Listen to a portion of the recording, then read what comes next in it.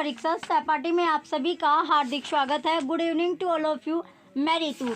चलिए, हम जो अपनी तैयारी कर रहे हैं यहाँ पर साइंस मैथ के सीटेट का पेपर सेकंड जो हमारे सब्जेक्ट से आता है, साइंस और मैथ के यहाँ पर एक एक क्वेश्चन आपको करवाया जाएगा। डिटेल वाइज हम क्वेश्चन यहाँ पर कर रहे हैं, तो अच्छे से हमें अपने एग्ज़ाम की तैयारी करनी है क्योंकि टाइम हमारे पास बहुत कम अब आपका बचा है।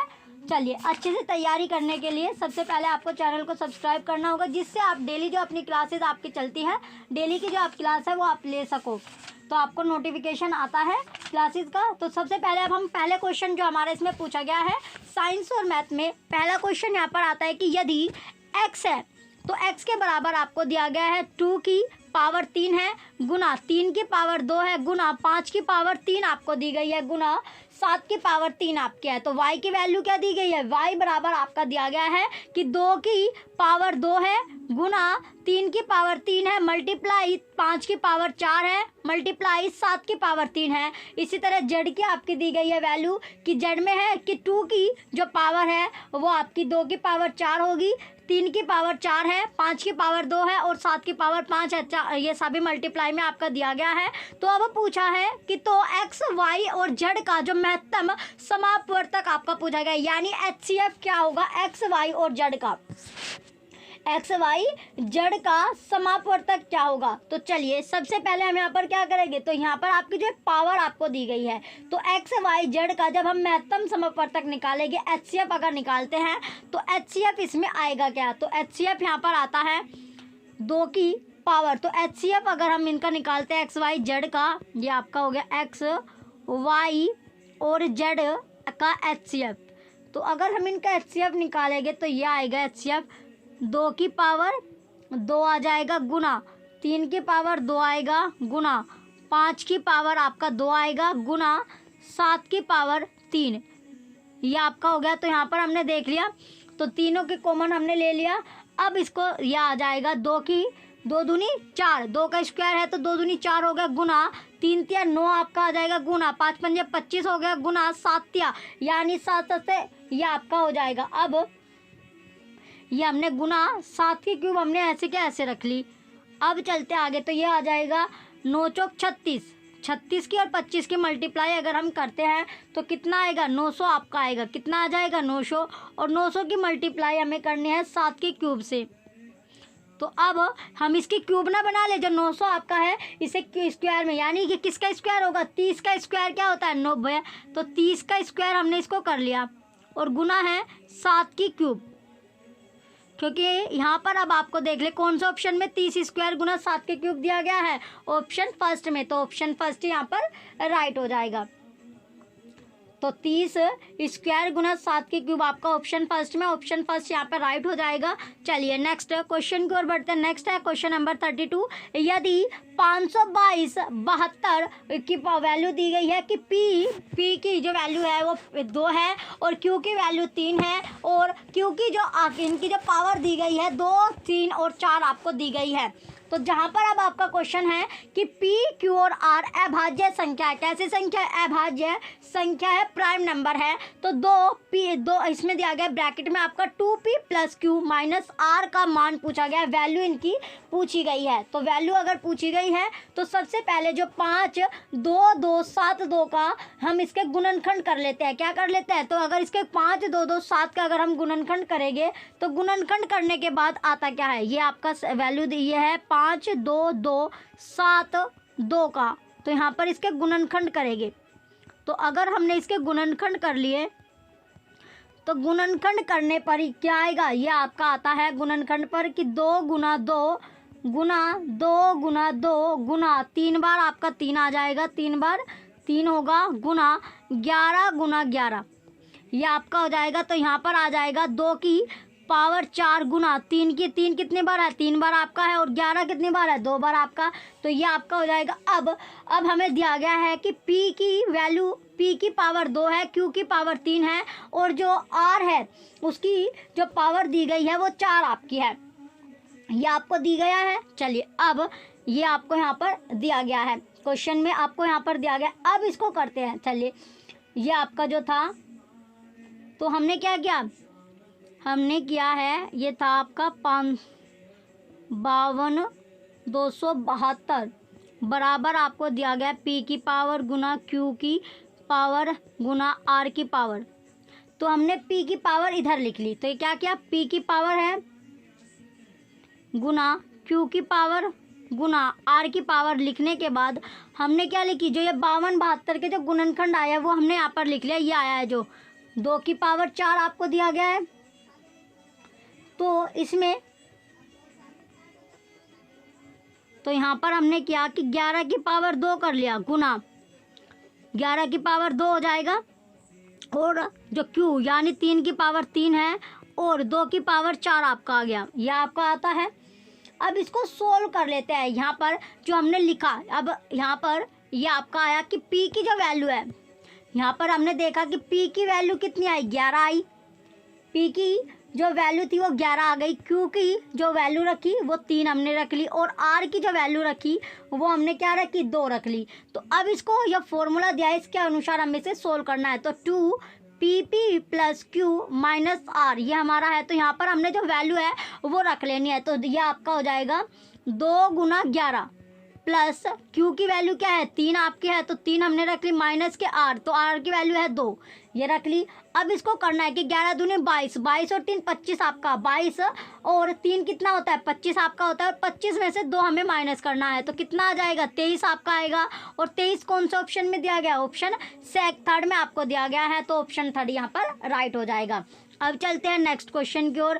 नेक्स्ट आता है क्वेश्चन 33 कि यदि 7 अंकों वाली जो संख्या है वो 134x 58y 72 से विभाज्य है, यानी 72 से पूरी पूरी आपकी डिविजिबल है, विभाज्य है, तो 2x प्लस y का मान पूछा गया है कि इसकी जो वैल्यू होगी वो क्या आएगी, वो क्या आएगी। तो चलिए यहाँ पर इसको विभाज्य अगर आपका है तो इसको करने के लिए क्या करेंगे, सबसे पहले ये आपको दिया गया कि 134x 58y बटे 72, तो ये आपका है। तो इसको अगर हम तोड़ लेते हैं तो ये हो जाएगा 134x 58y, और ये 8 निम्मा 72 होते हैं, 9 8 72, तो इसको हमने तोड़ लिया, ब्रेक कर लिया।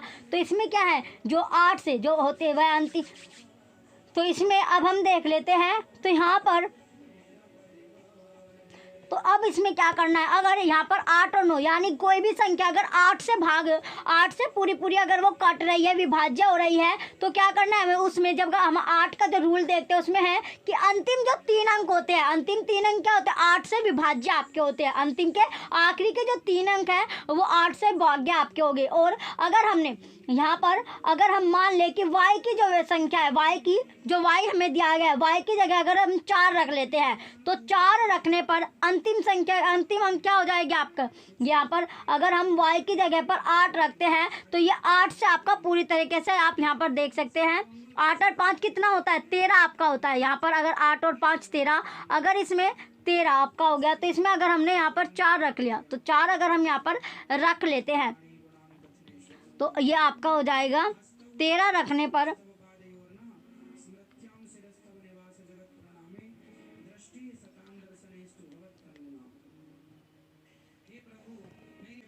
चलिए इसमें आता है कि अब हमें इसमें क्या करना था, यानी जो अगर हमें 8, ये आपका अगर 8 से वो संख्या डिविजिबल कैसे होगी, अंतिम के 3 अंक उससे भाग हो। अब देखिए यहाँ पर हम अगर यहाँ पर 4, अगर y की जगह पर हमने जो y की जगह पर क्या रख लिया, y जहाँ दिया गया यहाँ पर 4 रख लेते हैं, 4 रख लिया, तो यहाँ पर इसको अगर हम भाग देते हैं, ये अंतिम के 3 अंक और आपके हैं 58 और 4 584 को जब हम 8 से भाग देंगे तो 8 सत्ते 56 आपका हो जाएगा, फिर ये 2 आपका बचेगा, और 8 तिया क्या होता है 24, तो ये पूरी तरह आपका डिविजिबल हो गया। अब है 9 से, अगर 9 से हमें डिविजिबल करना है तो 9 से विभाज्य के लिए क्या करना होगा, अंकों का जो योग होता है यानी वो 9 से विभाज्य होना चाहिए, तो अंकों का योग क्या होना चाहिए, y से ये आपका विभाज्य होना चाहिए। तो यहाँ पर हम अगर हमें y से, यहाँ पर हमने 4 y की जगह पर यानी ये आपका, और x की जगह पर, y की जगह पर हमने 4 रखा, और x की जगह पर अगर हम 2 रख लेते हैं, x की जगह पर अगर हम 2 रख लेते हैं तो पूरी तरह आपकी जो है डिविजिबल हो जाएगी। तो जहाँ पर अगर हमने देखे यहाँ पर आपका होगा 134 2 5 8 और 4, तो अब इसका जोड़ देखिए 1 और 3 4, 4 और 4 8, 8 और 2 10, 10 और 5 15, 15, 15 और 4 19, 19 और 8 कितना होता है आपका, 19 और 8 हो जाएगा 27। तो 27 जो है वो 9 से आपका डिविजिबल, यानी इनका पूरा जो योग है वो 27 आपका आता है। और 27 क्या होता है, 9 से डिविजिबल है, 9 × 27 आपका होता है, तो 3 आपका आता है। तो ये दोनों यानी ये संख्या अब आपकी बन गई, यहाँ पर ये संख्या आपकी बन गई। तो अब है यहाँ पर कि 2x + y का मान इसमें पूछा गया है, तो 2x + y ये हमें निकालना है इसकी वैल्यू। तो यहाँ पर ये आपका है 2x + y का जो मान है, तो यहाँ पर जो वैल्यू हमने रखी है वो यहाँ पर रख देते हैं। तो वहाँ यहाँ पर वो वैल्यू हम रखते हैं कि x की जो ली है और y की जो ली है, तो 2 × आपका 2 गुना क्या होगा, x की वैल्यू 2 है प्लस y की वैल्यू 4 रखी है, तो 2 दूनी 4 और 4 से और 4 क्या होता है 8 आपका हो जाएगा। तो इसमें क्या आएगा 8 आपका आएगा, तो ऑप्शन 3 इसमें राइट हो जाएगा, 8 इसका राइट आंसर आएगा। चलिए नेक्स्ट क्वेश्चन है क्वेश्चन नंबर 34। निम्न में से कौन सा पाइथागोरस त्रिक नहीं है, तो इसमें पूछा गया जो पाइथागोरस त्रिक नहीं है, पाइथागोरस ट्रिपलेट नहीं है। तो पाइथागोरस ट्रिपलेट कौन सा, यानी पाइथागोरस त्रिक के अनुसार या पाइथागोरस जो आपका ट्रिपलेट होता है उसके अकॉर्डिंग अगर हम चले तो पहली जो 2 संख्या होती है उनके वर्गों का योग, किसका योग, जो वर्ग होते हैं उनका योग जो होता है वो तृतीय संख्या के वर्ग के बराबर होता है। सभी विकल्प जो आपके ऑप्शन दिए गए इसमें हम ये लगा के देखेंगे। सबसे पहले पहला आपका आता है, तो इसमें 7, 24 और 25 आपका दिया गया, क्या दिया गया है 7, 24 और 25 आपका है। तो यहाँ पर एक एक करके अगर हम इसको चलते हैं तो चलिए यहाँ पर अगर हम इसमें कर ले तो इसमें क्या होगा, ये आपका है 7 का अगर हम स्क्वायर करते हैं प्लस 24 का स्क्वायर करेंगे, ये आपका इक्वल 25 का स्क्वायर अगर हम करेंगे तो 7 7 49 आपका होता है, ये आपका 24 का स्क्वायर आएगा और ये आपका गलत हो जाएगा, यानी पहला आपका नहीं होगा, पहला नहीं है।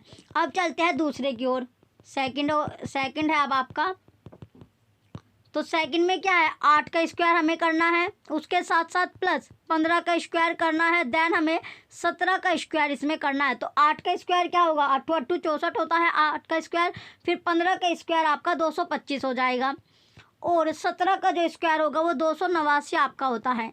तो इसमें 200 ये 225 और प्लस 289 आता है बराबर आपका 289, तो ये आपका सही हो जाएगा। तो ऑप्शन सेकंड इसमें राइट होगा, 8 15 17 राइट आपका है, तो इसका राइट आंसर ऑप्शन सेकंड आपका है।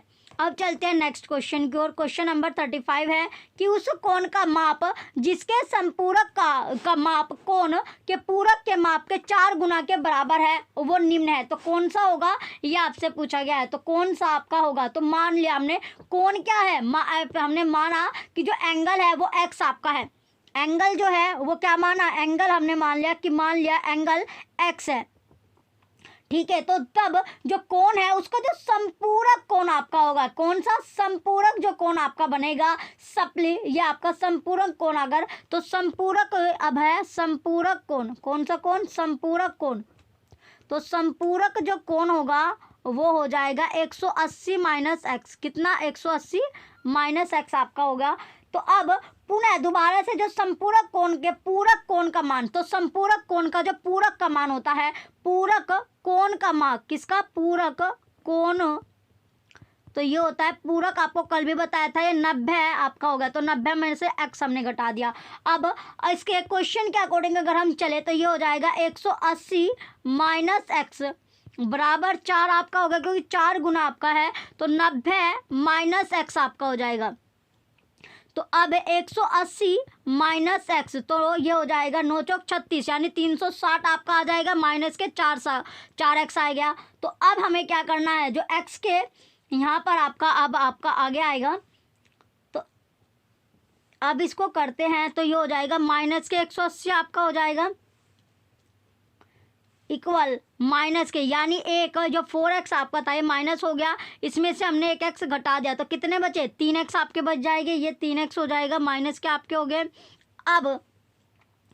अब आएगा कि x के बराबर क्या होगा, तो x बराबर आपका आ जाएगा 180/3, तो कितना आएगा, ये आपका आता है 3 × 18, तो 60 डिग्री आपका आएगा, कितना 60 डिग्री। तो 60 डिग्री कौन सा ऑप्शन में है, ऑप्शन नंबर 3 में, ऑप्शन 3 इसमें राइट हो जाएगा। चलिए अब चलते हैं नेक्स्ट क्वेश्चन की ओर। अगला जो हमारा क्वेश्चन आएगा नेक्स्ट है क्वेश्चन नंबर 36। यदि किसी त्रिभुज यानी कोई भी जो त्रिभुज होता है, कोई भी ट्राइंगल है, त्रिभुज है, तो उसके कोनों का जो माप है, ये आपका है कि कोनों का माप डिग्री में x 3x प्लस 20 तथा 6x, तो त्रिभुज अवश्य ही होगा। जो त्रिभुज है वो कैसा आपका होगा, तो त्रिभुज कैसा होगा ये इसमें पूछा गया। चलिए यहाँ पर सबसे पहले अभी हमें क्या करना है, जो ट्राइंगल होता है उसके तीनों कोनों का योग कितना होता है। ट्राइंगल के 3 कोण होते हैं, तो तीनों का जो कोण होता है, तीनों कोनों का जो योग होगा, तो ट्राइंगल के तीनों कोण का योग कितना होता है, कोण का जो योग होता है वो 180 आपका आता है, 180 डिग्री होता है। कितना होता है, 180 डिग्री। अब है इसमें जो कोण दिया गया है ये आपका x plus 3x plus 20 plus 6x आपका है बराबर 180 आपका हो जाएगा। अब इसको अगर ये जोड़ते हैं हम, कितना आता है, 6 और 3 9, 10x आपके हो जाएंगे प्लस के 20 आपका हो गया, 10x प्लस 20 बराबर आपका इक्वल यानी 180 डिग्री आपका चल रहा है। अब हमें 10x में से अगर 10x बराबर आपका 180 माइनस 20 आपका है, तो 20 अगर इसमें से चले गए तो कितना बचेगा, 160 डिग्री आपका बचेगा, तो 160 बच गया। अब है कि 10x बराबर 160 हो गया, तो x से बराबर क्या होगा, जो ये मल्टीप्लाई में ये इधर जाके क्या हो जाएगा, डिवाइड में आपका चले जाएगा, 160 अपॉन 10 आपका आ जाएगा, तो ये कितना आ जाएगा, 1 आपका 0 से 0 आपका कट जाएगा, तो ये 16 डिग्री आपका हो जाएगा। कितना डिग्री आया, 16 डिग्री।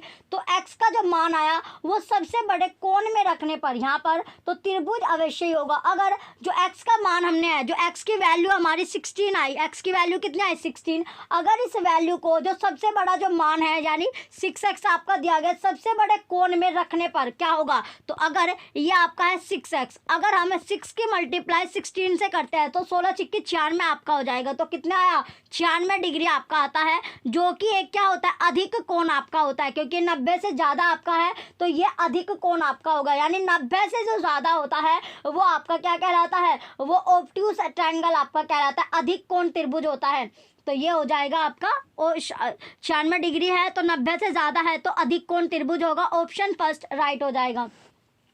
चलिए नेक्स्ट क्वेश्चन की ओर बढ़ते हैं। नेक्स्ट है 37 क्वेश्चन है कि त्रिभुज ABC और DEF में एंगल C बराबर angle F, AC equal DF और BC इक्वल EF है। यदि AB इक्वल 2x माइनस 1 है तथा DE इक्वल 5x माइनस 4 है तो x का मान पूछा गया है। तो x की जो वैल्यू होगी, x का जो मान होगा वो कितना आएगा, तो x की वैल्यू यहाँ पर पूछी गई है कि x की वैल्यू आएगी कितनी। तो क्वेश्चन में जैसे आपको ये दिया गया है, तो क्वेश्चन जैसे आपका है AC बराबर DF और BC EF आपका है, तो इसमें अगर AB इक्वल क्या है कि AB इक्वल 2x माइनस 1 आपको दिया गया और D इक्वल 5x माइनस 4 दिया गया है। तो चलिए इसके अगर पिक्चर के अकॉर्डिंग हम इसको समझे, किसके जो पिक्चर के अकॉर्डिंग इसको समझते हैं, तो देखिए यहाँ पर ये हमने एक छोटा सा डायग्राम हम यहाँ पर बना लेते हैं, इसको नाम दे दिया, ये A हो गया, ये B हो गया और ये C हो गया। इसी तरह एक और डायग्राम हम बनाएंगे, ये हो जाएगा, तो इसको हमने नाम दिया, ये D हो जाएगा, ये E हो गया और ये F आपका हो गया। तो ये एंगल कितने का बन रहा है, ये एंगल होगा ये इसके और ये आपका हो जाएगा, ये हो गया 2x माइनस 1, AB कितनी है 2x माइनस 1 है, और DE आपका जो दिया गया 5x माइनस 4 आपका दिया गया, 5x माइनस 4 है, ये हमने रख लिया और ये इसके आपका है, बराबर होता है। तो चलिए अब जो अगर ट्राइंगल आपका है, जो ट्राइंगल है वो है सर्वाग्र सम आपका है, तो इसमें सर्वाग्रता का नियम के अकॉर्डिंग, जो सर्वाग्रता के नियम के अकॉर्डिंग क्या होता है, अगर हम चलते हैं तो जो ट्राइंगल है इसमें आपका आगे इसको चलते हैं तो ये होता है 2x माइनस 1 बराबर 5x माइनस के 4 आपका हो गया। तो इसमें ये आपका हो जाएगा कितना, ये हो गया 3x आपका बचेगा, 3x बराबर माइनस के 3। तो 3x आपका कैसे आया, क्योंकि ये 5x यहाँ पर प्लस का था, जब हम इसको इधर लाते हैं तो ये आपका, क्योंकि 5x में से हमने 2x घटा दिया तो माइनस के 3x आपके बचेंगे, और ये आपका था 3x बराबर, अब 4 में से 1 गया तो 3 आपका बचेगा, ये भी माइनस का आपका है। तो x के बराबर क्या होगा, तो x के बराबर जो आएगा 1 आपका आएगा, यानी माइनस के 3 से कैंसिल हो जाएगा, तो x के बराबर 1 आपका आता है। तो एक क्या है, एक जो है ऑप्शन फर्स्ट में आपको दिया गया, ऑप्शन फर्स्ट यहाँ पर राइट होगा।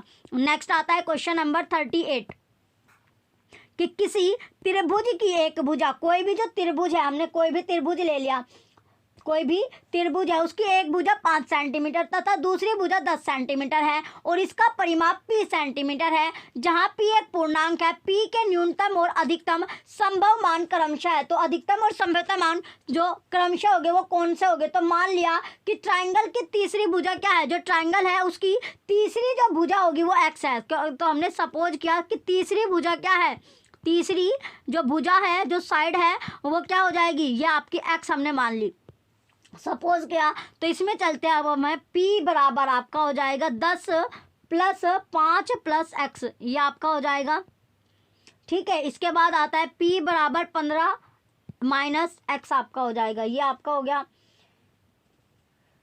तो ये हो जाएगा कि x बराबर आपका p - 15 हो जाएगा, p - 15 हो गया, p - 15 आपका हो जाएगा।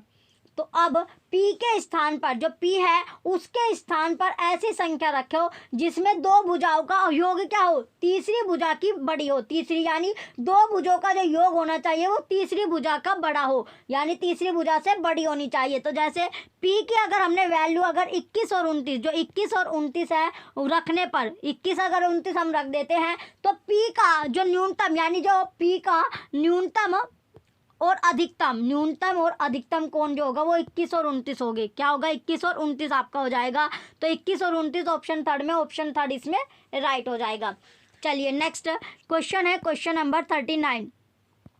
माना कि आंकड़ों 13, 8, 15, 14, 17, 9, 14, 16, 13, 17, 14, 15, 16, 15, 14 का माध्याक x है। यदि 8 के स्थान पर 18 कर दिया जाए तो आंकड़ों का माध्याक y है। तो x तथा y के मानों का योग पूछा गया है कि योगों का जो योग होगा वो कितना आएगा। तो योग कितना आएगा, चलिए जैसे आपको ये संख्या दी गई है तो इसे हमने सबसे पहले से आरोही क्रम में हम लगाएंगे। तो कैसे, आरोही क्रम में इसको लगाएंगे, यानी बढ़ता हुआ क्रम, जो बढ़ता हुआ क्रम होता है तो उसमें इसको लगाएंगे। सबसे पहले यहाँ पर आएगा 8, 8 के बाद सबसे पहले 8 आएगा, 8 के बाद 9 है, 9 के बाद 13, 2 बार आपका 13 दिया गया है, 1 2 3 4, 4 बार आपका 14 दिया गया है, 14 है 4 बार, 15 है 3 बार, 15 कितनी बार है, 3 बार आपका दिया गया है। फिर 16 जो है वो 2 बार आपका है, उसके बाद आता है 17, 2 बार आपका है।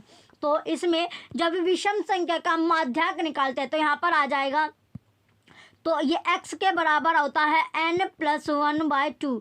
तो इसमें जो पद है, यानी यहाँ पर कौन सा पद यहाँ पर पूछा गया है, तो यदि 8 के स्थान पर 18, तो इसमें 14 का माध्याक क्या है, x आपका दिया गया है। यदि 8 के स्थान पर हम 18 कर दिया जाए तो आंकड़ों का माध्याक y है। तो x तथा y के मानों का योग यहाँ पर पूछा गया है। तो ये है n बराबर होती है पदों की जो संख्या होती है। तो यहाँ पर जो पद आए, कितने पद है, 15 पद यहाँ पर दिया गया है। तो x बराबर, यानी जो जोड़ लो इन्हें, 1 2 3 4 5 6 7 8 9 10 11 12 13 14।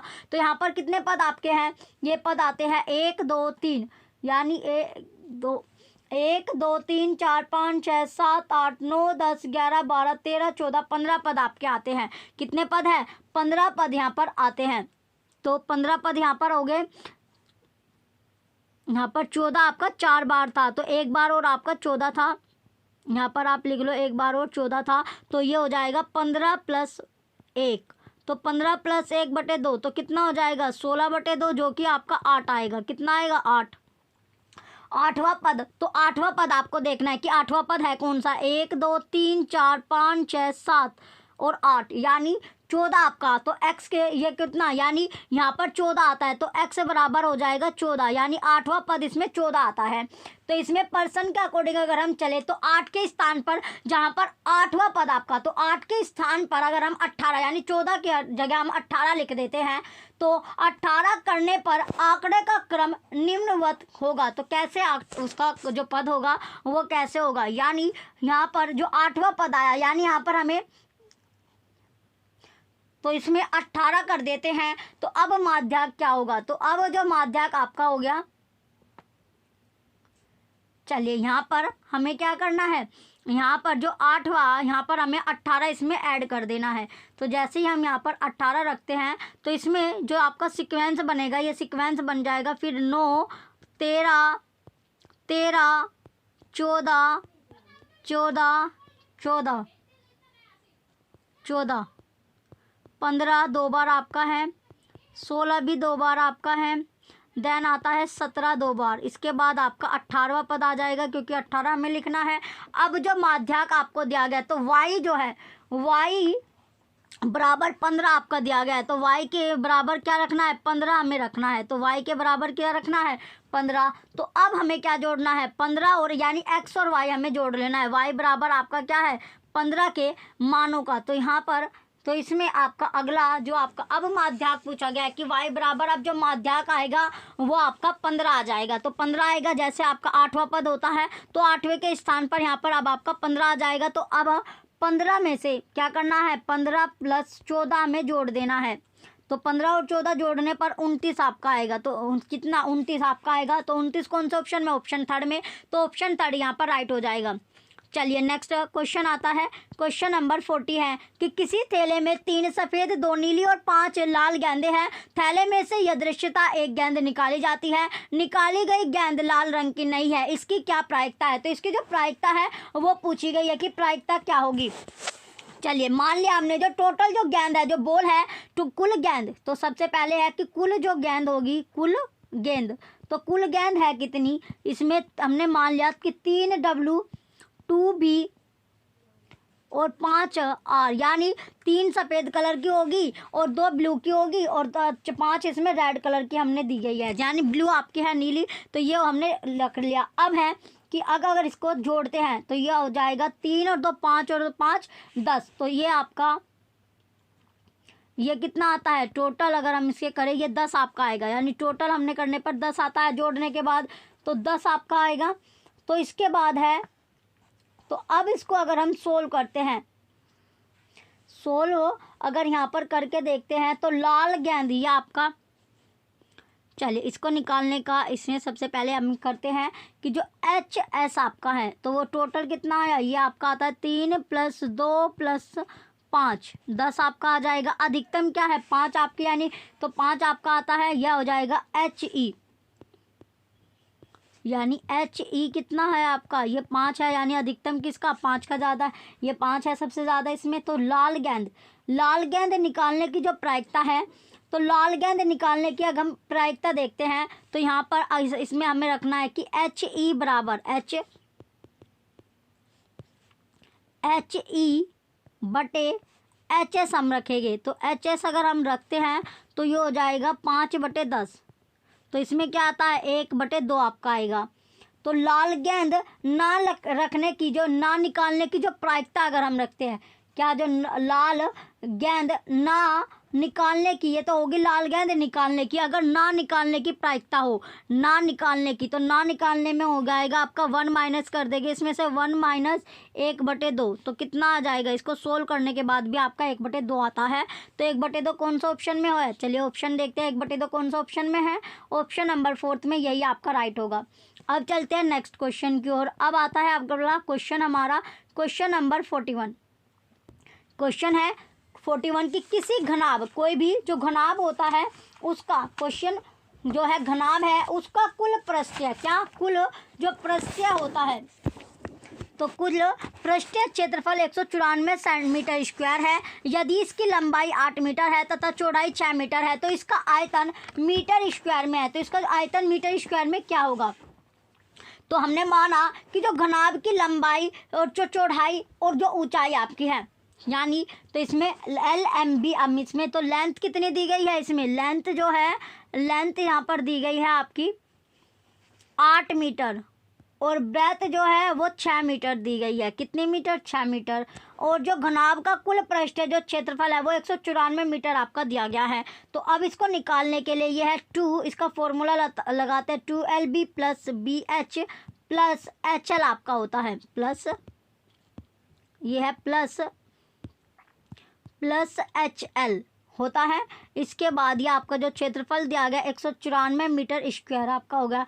तो घनाभ का जब कुल पृष्ठीय क्षेत्रफल हम निकालेंगे, ये हमने फॉर्मूला इसमें लगा दिया। अब इसको चलते हैं आगे लेकर, तो इसमें ये आपका हो जाएगा LB length breadth plus breadth height plus height length बराबर हो जाएगा 194/2। तो इसको ये आ जाएगा 97 मीटर स्क्वायर। कितना आया? 97 मीटर स्क्वायर। अब आएगा, यानी यहाँ पर लेंथ और ब्रेथ की हाइट हमें दी गई है, तो लेंथ कितनी दी गई है? 8 हो गई, और ब्रेथ है 6 प्लस 6 h हाइट हमें दी नहीं गई, h हो जाएगा प्लस h गुना 8, क्योंकि लेंथ 8 है। अब है 97 मीटर स्क्वायर। कितना? 97 मीटर स्क्वायर। तो अब इसे 8 × 48 कितना हो जाएगा? 8 × 48 प्लस के 6x प्लस के 8h आपका हो जाएगा। अब है हो जाएगा ये 97 मीटर स्क्वायर। तो अब 48 और ये आपका HH को जोड़ लेते हैं, तो 48 प्लस 14h आपका हो जाएगा कितना? 14h। तो ये हो जाएगा 97 मीटर स्क्वायर। कितना? 97 मीटर स्क्वायर आपका हो गया। तो इसमें से जो 14h आपका है यहाँ पर, जो 14h यहाँ पर दिया गया है, अब यहाँ पर हम इसको सोल्व करते हैं। अगर ये था 14h मेरा, तो ये 48, ये हो गया 14h। तो 14h बराबर 97 में से माइनस हम कर लेंगे, तो 97 में से माइनस अगर हमने 48 किया, कितना? 48। तो 48 अगर माइनस कर लेते हैं, तो 48 माइनस करा, तो 48 माइनस करने पर कितना आता है हमारा? ये हो जाएगा 49। कितना आता है? 14h बराबर आएगा 49। कितना आया? 49। तो अब h बराबर यहाँ पर अगर हम इसको सोल्व करते हैं, ये होता है h के बराबर आ जाएगा आपका 49/14। तो कितना आया? ये आ जाएगा, अगर हम इसको सोल्व करें तो 7 × 7 = 49, और ये आ जाएगा 7/2, यानी h के बराबर आया 7/2 मीटर आपका आ गया। तो अब जो घनाभ का जो आयतन होता है, घनाभ का जो आयतन होगा, चलिए अब इसको आगे निकालते हैं कि घनाभ का आयतन। अब है आगे कि घनाभ का आयतन। तो जो घनाभ का जो आयतन होता है वो कितना होगा? वो होता है लेंथ गुना ब्रेथ गुना हाइट। तो लेंथ कितनी थी? 8, ब्रेथ हमारी कितनी आई? 6 थी, बताई गई है इसमें, और हाइट कितनी आई? 7/2 हमारी आई, अभी हमने निकाली। तो इसमें ये आपका हो जाएगा, अगर इसको सोल्व करते हैं, ये 2 6 आपका हो जाएगा, तो 8 × 24 गुना 7, तो 24 7 कितना होता है? 7 चौक 28, 8 आपका हो जाएगा, और 7 दूनी 16, 7 दूनी 14, 14 में 6 अगर आप जोड़ते हो, ये आपका है, तो आशा 7 की ये आपका हो जाएगा, तो 8 7 चौक 28 आपका होता है। 7 चौक कितना? 28, 2 बचा आपका, फिर 7 दूनी 14, 14 में अगर आप 2 जोड़ोगे तो कितना आएगा? 16। तो 168 मीटर स्क्वायर आपका आता है। 168 मीटर स्क्वायर कौन सा ऑप्शन में है? ऑप्शन 3 में, तो ऑप्शन 3 इसका राइट हो जाएगा।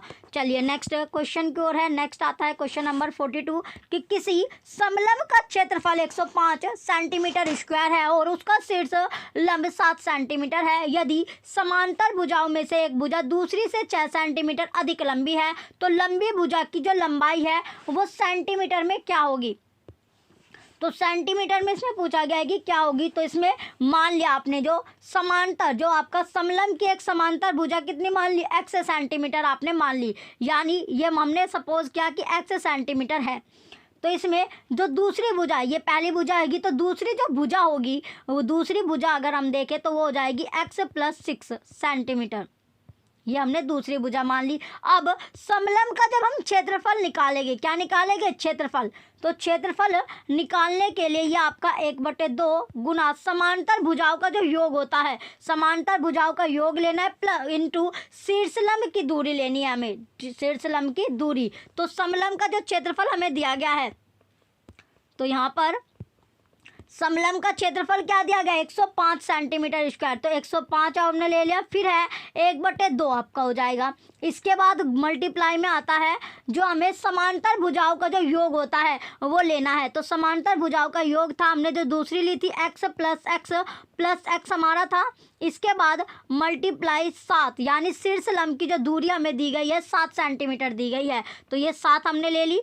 अब इसको सोल्व करते हुए चलते हैं, तो 105 बराबर 1/2 गुना, ये हो जाएगा 2x + 6 गुना 7। तो अब आएगा 105 बराबर 1/2 गुना 14x + 42, 7 पंजे 7 छंग 42 आपका होता है। अब इसको सोल्व करते हैं तो ये आपका आ जाएगा, इसकी ये मल्टीप्लाई करके 210 आपका हो जाएगा। 210 हो गया, फिर ये हो जाएगा 14x 105, ये आपका हो गया 14x प्लस 42 आपका हो जाएगा कितना, 42 आपका हो गया। अब इसको सोल्व करते हैं तो ये हो जाएगा, आगे इसका करते हैं, इसके बाद आगे अगर इसको करते हैं हम कि 14x बराबर हो गया 210 में से कितना घटाना है हमें, 42 घटाना है, और फिर x के बराबर जो होगा 168/14 आपका आ जाएगा कितना, 168/14 हो गया, 168/14। तो इसे सोल्व करने के बाद कितना, 12 आपका आता है। तो समलंब की जो सबसे लंबी जो भुजा है, सबसे लंबी भुजा क्या थी आपकी, सबसे लंबी भुजा, तो सबसे लंबी जो भुजा होगी इसमें जो आपकी आएगी, यानी सबसे लंबी भुजा हो जाएगी 12 में हमें 6 जोड़ देना है। तो 12 में जब 6 जोड़ेंगे तो कितना आ जाएगा, 18 आपका आएगा। तो 18 सेंटीमीटर, तो इसमें राइट आंसर आपका 18 होगा, ऑप्शन फर्स्ट राइट हो जाएगा। चलिए अब चलते हैं नेक्स्ट क्वेश्चन की ओर, कि क्वेश्चन नंबर 43 आपका है कि आधार की 3 सेंटीमीटर त्रिज्या वाले एक लंब वृत्तीय बेलन का वक्र पृष्ठ क्षेत्रफल 94.2 सेंटीमीटर स्क्वायर है, बेलन का आयतन सेंटीमीटर क्यूब में है, तो पाई की जो वैल्यू है वो 3.14 आपको लेनी है। तो चलिए यहाँ पर जो त्रिज्या है यानी r और ऊंचाई h, तो बेलन का वर्कशीट आपको दिया गया है, तो इसकी जो फॉर्मूला लगेगा यहाँ पर लगेगा 2πRh। फॉर्मूला कौन सा लगेगा, 2πRh यहाँ पर फॉर्मूला लगने वाला है। तो 2 पाई की वैल्यू हमें 3.14 लेनी है। आर जो हमें दिया गया है, रेडियस जो है वो कितना यहाँ पर दिया गया है, रेडियस 3 सेंटीमीटर, यानी त्रिज्या आर दिया गया 3 सेंटीमीटर, हमारा हो जाएगा एच हमें दिया नहीं गया है, तो एच ये हो जाएगा 94.2 सेंटीमीटर क्यूब आपको दिया गया है, जहाँ पर यहाँ पर आर की वैल्यू 3 सेंटीमीटर है और पाई की वैल्यू हमें दी गई है। तो अब इसको सोल्व करते हैं, तो एच के बराबर हो जाएगा 94.2 आपका है। इसके बाद आता है ये सेंटीमीटर स्क्वायर आपका है, फिर है 2 गुना 3.14 गुना 3, ये आपका हो गया। अब इसको सोल्व करते हुए हम आगे बढ़ते हैं, तो जैसे हम आगे का करेंगे इसमें नेक्स्ट, यानी आगे यहाँ पर आता है अब आपका, इसको सोल्व करने के बाद ये हो जाएगा 57.7/3.14 आपका हो जाएगा। 3 पॉइंट यानी 2 बार इसे काट दिया, फिर आपका तीसरी बार, तो ये आपका आ जाएगा 3.14, तो ये आपका हो जाएगा, तो कितना आएगा, ये आपका काटने के बाद इसको 5 सेंटीमीटर ये आपका आता है, कितना 5 सेंटीमीटर आ जाएगा। अब बेलन का जो आयतन है, अब हम निकालेंगे बेलन का आयतन, किसका, जो बेलन हमें दिया गया है, तो बेलन का जब आयतन निकालेंगे तो ये हो जाएगा इसमें कि 3.14 गुना 3 का स्क्वायर, किसका 3 का स्क्वायर गुना जो हमारा 5 आया है, 5 ले लिया। तो बेलन का आयतन निकालने के लिए हमें पाई आर, ये आपका लगाया हुआ है हमने फॉर्मूला, ये लगाया है पाई आर 2h, ये आपका, तो इसमें 3.14 गुना 9 गुना 5, तो कितना आएगा 141.3 आपका आएगा। तो 141.3 ऑप्शन सेकंड में, ऑप्शन सेकंड ही राइट हो जाएगा। नेक्स्ट आता है क्वेश्चन नंबर 44 है कि यदि 14, 12, 34 तथा 30 प्रत्येक में x जोड़ा जाए तो इस प्रकार इस क्रम में प्राप्त संख्याएं समानुपात में होती है। रूट में है कि 12x प्लस 9 का क्या मान होगा, तो इसमें मान पूछा गया है कि इसका मान क्या होगा। तो चलिए मान इसमें निकालते हैं। सबसे पहले इसमें जो आपको संख्या दी गई है 14, 12, 34 में 30 में x जोड़ा जाता है, तो कितना, यानी x अगर हम इसमें जोड़ लेते हैं तो ये हो जाएगा 14 प्लस x, 14 प्लस x हो गया, फिर हो जाएगा 12 प्लस x, 12 प्लस x हो गया। इसके बाद आता है 34 प्लस x, और फिर आता है 30 प्लस x, ये आपका दिया गया है। अब इसको अगर हम सोल्व करते हुए चलते हैं तो ये हो जाएगा 14 प्लस x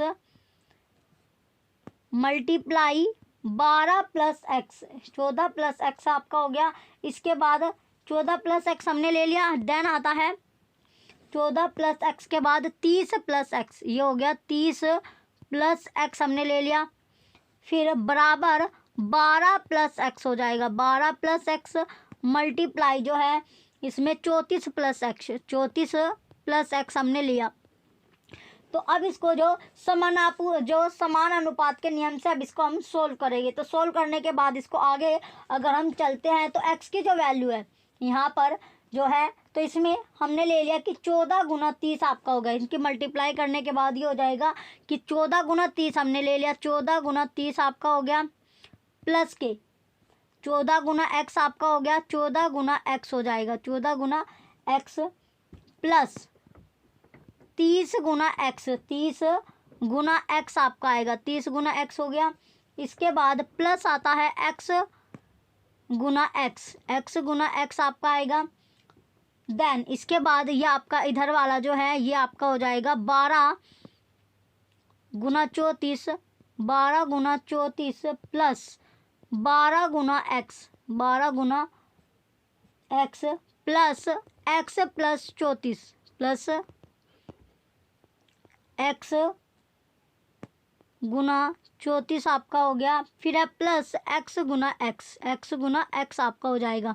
ये हो गया। अब है इसमें अगर हम तो 34 और 30 की मल्टीप्लाई करते हैं तो कितना आएगा, ये 420 आपका, 420 प्लस 14x प्लस कितना यानी 14x हो जाएगा। फिर आएगा प्लस के 30x, प्लस के 30x प्लस के x square, plus X square बराबर आपका हो जाएगा 408, 408 प्लस 46 एक्स, प्लस 46 के एक्स हो गया प्लस के एक्स स्क्वायर हो जाएगा, प्लस के एक्स स्क्वायर। तो यहाँ पर अब आपके सोल्व करने के बाद ये हो जाएगा 420 plus 14x plus 14x plus 30x plus X square, x square बराबर है 408 माइनस 46x, ये हो जाएगा 408 माइनस के 46x माइनस ये है 408 माइनस 408 हम लिया, फिर माइनस के 46x आपका हो जाएगा। देन इनके साइन हमने चेंज कर लिए, देन होगा माइनस के एक्स स्क्वायर तो इक्वल 0, कितने यानी 0 के इक्वल आपका है। तो अब 420 में से हमें 400, ये आपका है आगे 420 माइनस 408, इससे आगे हम आगे यहाँ पर करते हैं। चलिए यहाँ पर अब कि 420 आपका था माइनस के जो संख्या जो हमारा लास्ट आया था यहाँ पे आपका आया था कि 420 plus 14x plus 30x plus X square बराबर 408 minus 46x minus X square equal to 0 ये था। तो अब 420 में से हमें 408 इसमें माइनस करेंगे, तो 420 में से 408 माइनस प्लस 44x, कितना 44x माइनस के 46x, 30 और 14 44 आपका हो गया माइनस के 46x, तो इज इक्वल टू क्या है 0 आपका है। ये आपका प्लस माइनस का है, ये कट जाएगा। अब है कि 2x, ये हो जाएगा आपका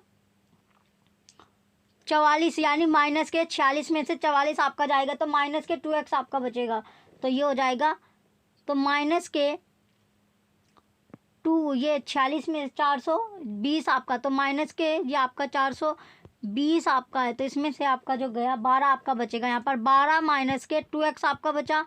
तो अब तो x के बराबर यानी अगर इसको करते हैं तो x बराबर अगर हम ले लेते हैं यहाँ पर x के बराबर हो जाएगा 12/2, तो ये 12/2 आपका आ जाएगा, यानी आंसर कितना है 6, तो x की वैल्यू कितनी आई 6। तो अब क्वेश्चन में हमें दिया गया है कि रूट में 12x प्लस 9 इसकी वैल्यू बतानी है कि वैल्यू क्या होगी। तो अब इसको यहाँ पर यूज़ कर लेते हैं, यानी x की वैल्यू निकल के आ गई। तो इसमें रूट में था 12x प्लस के 9, तो रूट में ये आपका हो जाएगा, रूट जो है कि रूट में है 12 गुना 6 प्लस के 9, तो कितना हो जाएगा 12, ये आपका हो जाएगा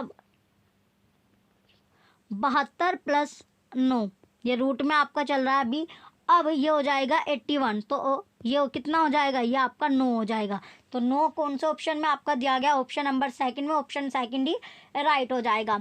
नेक्स्ट आता है क्वेश्चन नंबर 45 है कि निम्न कथनों में से कौन सा सत्य होगा। तो सत्य स्टेटमेंट आपको बतानी है। ऑप्शन ए है कि एक समषड्भुज की केवल 4 सममित रेखाएं होती है, बिल्कुल सही आपका है। तो 10 जो इसमें 4 सममित रेखाएं आपकी होती हैं। तो ऑप्शन फर्स्ट इसमें जो है क्वेश्चन, सॉरी इसमें जो राइट आंसर होगा, एक षड्भुज आपका तो है, इसमें क्या होता है, केवल 4 सममित रेखाएं होती है, रोंग। फिर है सेकंड ऑप्शन, 10 भुजा वाले एक समबाहुभुज की 10 सममित रेखाएं होती है, बिल्कुल सही है।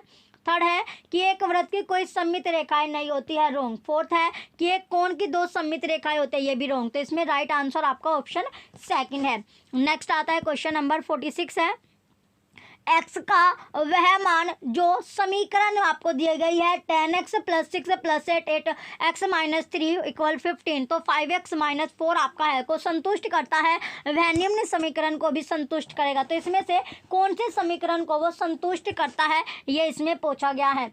तो इसमें ये आपकी इक्वेशन आपको दी गई है।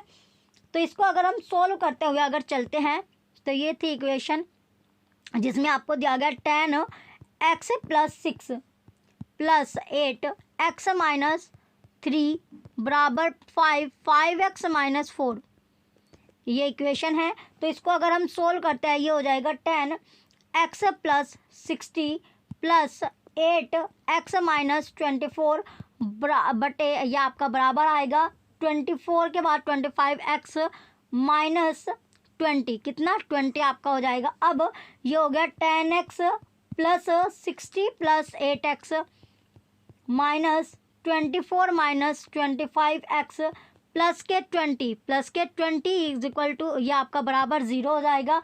अब इसको करते हुए चलते हैं, तो 18x आपका आएगा, -25x आएगा, +80 -24 बराबर आपका 0 हो गया, -7x +56 = 0 हो जाएगा। फिर है कि x बराबर है 56/7 आपका हो जाएगा, तो 7 × 56, तो x की वैल्यू क्या आई, 8 आपकी आती है। अब इसको आगे अब हमें सोल्व करना है कि x की जो वैल्यू है वो 8 आती है।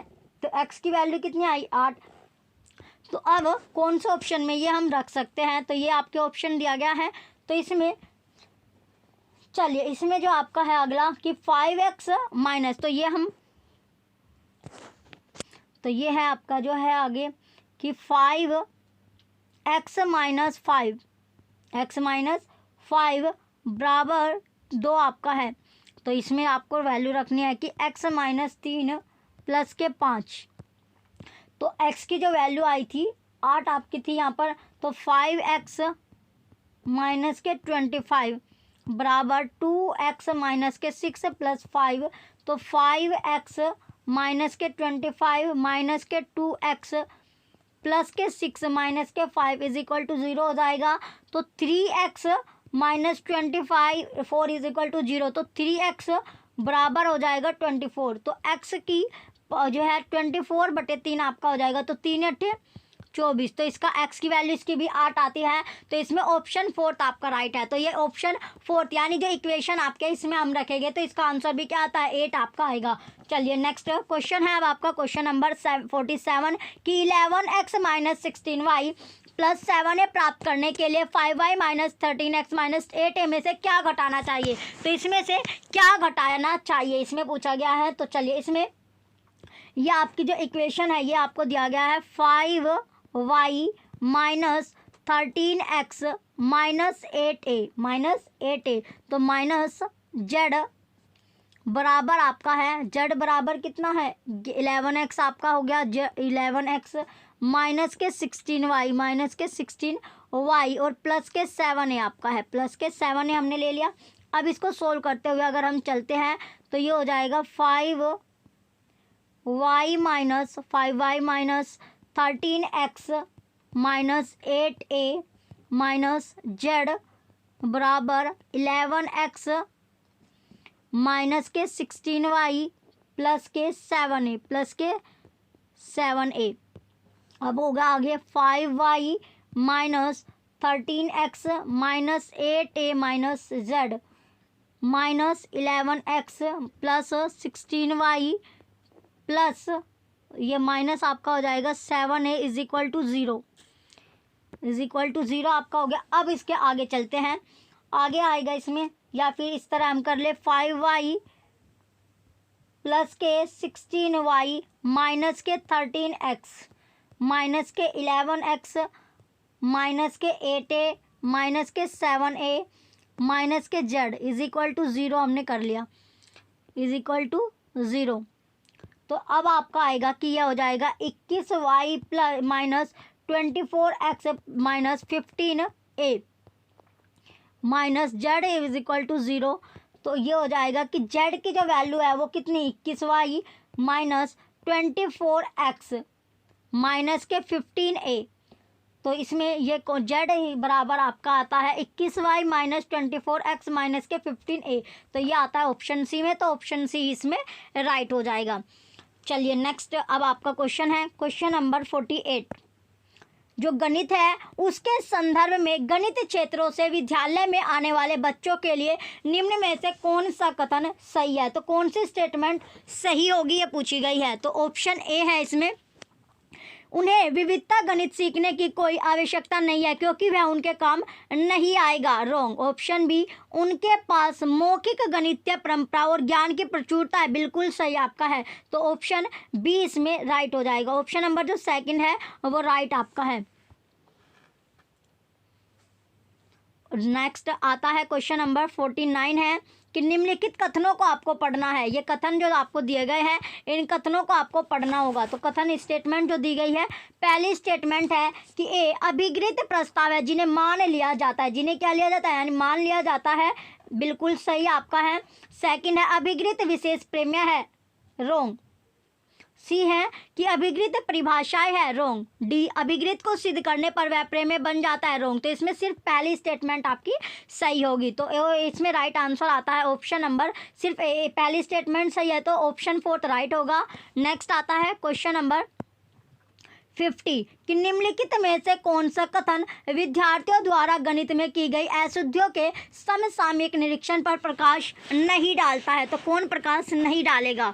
तो पहला ऑप्शन फर्स्ट है कि उन्हें अनदेखा कर देना चाहिए, बिल्कुल सही, ये आपका ऑप्शन फर्स्ट इसमें करेक्ट हो जाएगा। नेक्स्ट आता है क्वेश्चन नंबर 51 है, क्वेश्चन नंबर 51 कि निम्नलिखित कथन या कथनों में से गणित के संदर्भ में कौन सा या से सही है। तो कौन सा या सही आपका होगा ये इसमें पूछा गया है। तो गणित जो है इसमें एक एक करके इसमें देखते हैं कि गणित क्या है, एक उपकरण है, बिल्कुल सही है। बी गणित एक प्रकार की कला है, बिल्कुल सही। सी गणित एक भाषा, ये भी सही। तो ए बी और सी तीनों सही होगा। तो राइट आंसर इसमें ऑप्शन 4 हो जाएगा, ए बी सी सही आपका है। नेक्स्ट आता है 52 क्वेश्चन, यह सिद्ध करने के लिए कि √2 एक प्रीमिय संख्या है, एक अध्यापक यह मानकर शुरू करता है कि यह एक प्रीमिय संख्या है और आगे बढ़ते हुए यह सिद्ध करता है कि यह पूर्व अनुमान संभव नहीं है, यह उपपत्ति निम्न विधि का उदाहरण है। तो ये जो विधि यानी कौन से विधि का यह उदाहरण होगा, एग्जाम्पल होगा। ऑप्शन ए आगमन का, रोंग। ऑप्शन बी निगमन का, रोंग। ऑप्शन सी प्रतिवाद, बिल्कुल सही आपका है। तो प्रतिवाद जो विधि होती है कंट्राडिक्शन, उसका ये आपका एग्जाम्पल है। ऑप्शन डी फोर्थ सत्यापन, रोंग। तो राइट आंसर है प्रतिवाद। तो प्रतिवाद का ये आपका उदाहरण होगा। ऑप्शन सी थर्ड जो है राइट होगा। नेक्स्ट आता है क्वेश्चन नंबर 53 कि निम्नलिखित में से कौन सा कथन गणितीय अधिगम के वांछित मूल्यांकन परिभ्यास पर प्रकाश डालता है। तो कौन प्रकाश डालेगा। तो अभ्यास पर प्रकाश कौन डालता है कि ऑप्शन ए है कि विद्यार्थियों का जो आकलन है वो करने के लिए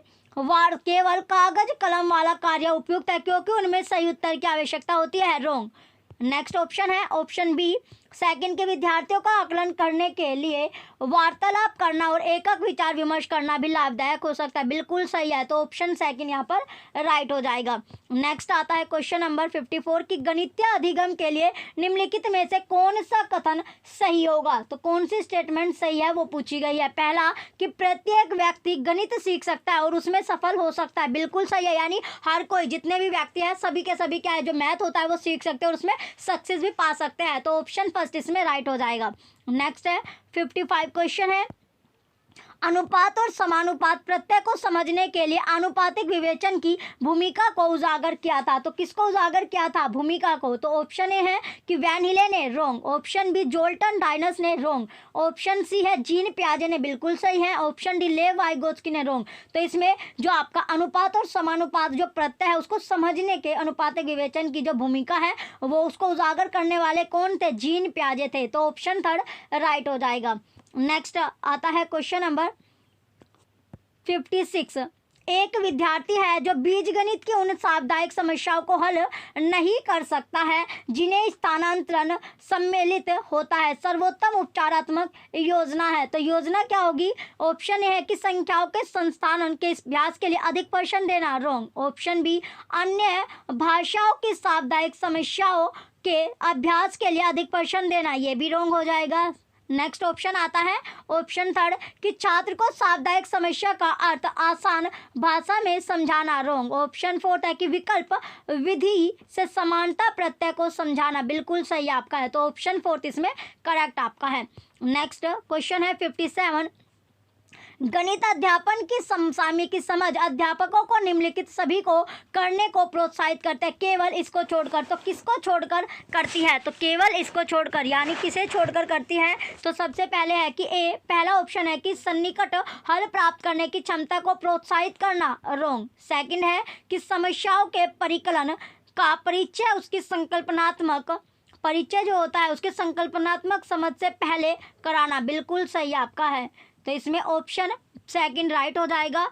नेक्स्ट क्वेश्चन है 58 कि क्वेश्चन नंबर 58 आपका दिया गया है कि ये आपका है कि रूट जो आपका है इसमें दिया गया है -4 आपका है, माइनस के ब्रैकेट में 4 भाग 2 गुना -3 है, -3 गुना -7 -8 तो +4 -48 भाग 6 आपका दिया गया है। तो अगर इसको हम बोर्ड मास का जो रूल होता है उसके अकॉर्डिंग अगर इसको हम सोल्व करते हैं तो बोर्ड मास रूल से अगर इसको हम निकालते हैं तो सबसे पहले निकालने के लिए क्या करना होगा? इसको सोल्व करते हुए चलते हैं तो माइनस ब्रैकेट हटाते हुए हम यहाँ पर चलेंगे तो सबसे पहले ये आपका आएगा -2, ये क्या हो जाएगा? -2 गुना -3 आपका हो जाएगा, 2 दूनी 4 होता है तो -3 आपका हो जाएगा। अब इसके बाद ये -3 आपका है, फिर -3 आपका हो गया तो अब आएगा 7 या 21 आपका होता है कितना? 21 आपका प्लस का हो जाएगा, माइनस माइनस प्लस होते हैं तो 21 माइनस के ये आपका 8 हो जाएगा, -8 आपका है,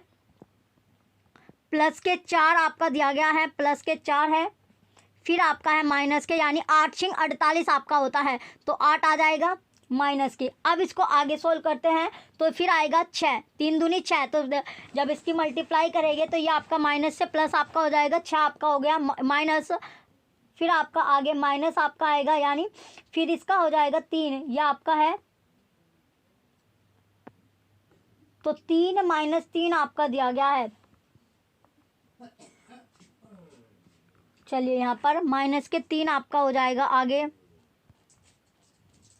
अब है आपका अगली तरफ यहाँ पर 21 में से 8 गए तो 21 में से 8 घटाने के बाद 13 आपका बचता है, देन ये हो जाएगा 8 × 32 तो कितना यानी -32 आपका आएगा, फिर ये हो जाएगा 6 प्लस ये 6 13 × 39 आपका होता है तो प्लस में 39 हो जाएगा, -32 आपका है, फिर इसको सोल्व करने यानी 39 और जो आपका 6 यानी 39 और 6 को जोड़ेंगे तो कितना बैठेगा? 45 आपका बैठेगा, 45 में से 32 आपको माइनस करने हैं तो ये आपका आ जाएगा 13, तो कितना बचेगा? 13, तो 13 इसका आंसर होगा, ऑप्शन थर्ड राइट हो जाएगा। तो 13 जो है ऑप्शन थर्ड में, ऑप्शन थर्ड इसमें करेक्ट है।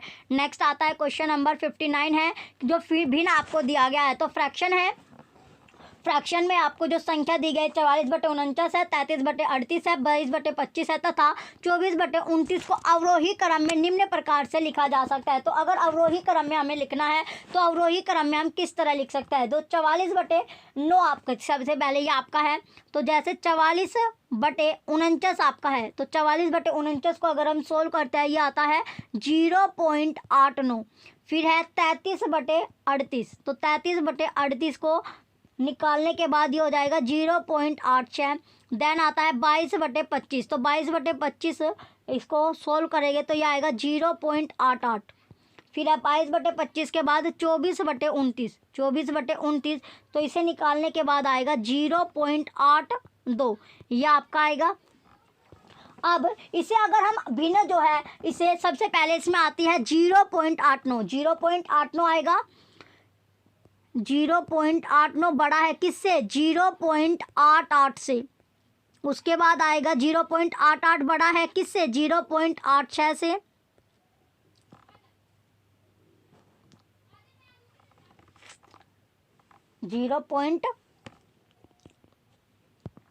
तो इसमें जो हमने देखा, तो इसमें सबसे पहले कौन सा आएगा? इसमें जो अवरोही क्रम आपका बनता है, तो अवरोही क्रम में अगर हम इसको लगाते हैं तो सबसे पहले जो इसमें आएगा 44/49, 44/49 हो गया, 22/25, 33/38 और 24/29। तो ऑप्शन 3 इसमें राइट हो जाएगा।